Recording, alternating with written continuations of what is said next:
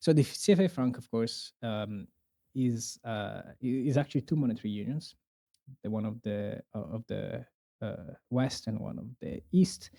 And yeah, these are former French colonies that were after World War II were put in these monetary unions, and then as they acquired independence, the monetary unions just remained, and they're still active to the present day. Now, these monetary unions are they have central banks, two central banks, one for each region. Again, this is different from the eurozone because the eurozone has one central bank plus all the national central banks, but again, institutional setup.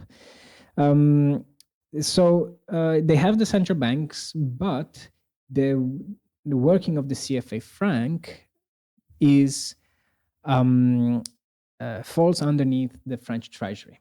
So it's the French Treasury. The member countries of the CFA franc have to have an account at the French Treasury, and the French Treasury is essentially maintaining the value of the franc and its stability, or at least it requires a certain amount of deposits in the account. So there are what you said is correct, and it is indeed true that it is an example of neo-colonialism.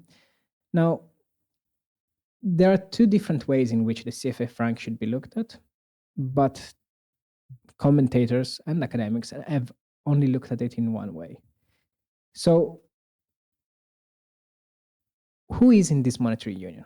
Because see, the monetary union is amongst the countries in Africa.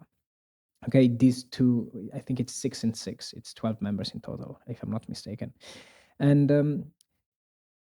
the commentators, however, have been focusing on the fact that there is some sort of dependency between France and the CFA franc, the two unions in amongst these 12 African countries.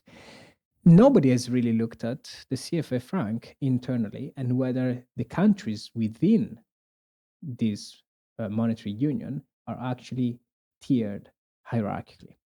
So I agree with you, and indeed, the reliance on the French treasury does point to dependency, but I haven't seen anyone who looks at the actual members of the monetary union, not the guarantor, in a sense, of the monetary union, and whether that monetary union internally is asymmetric or works very well.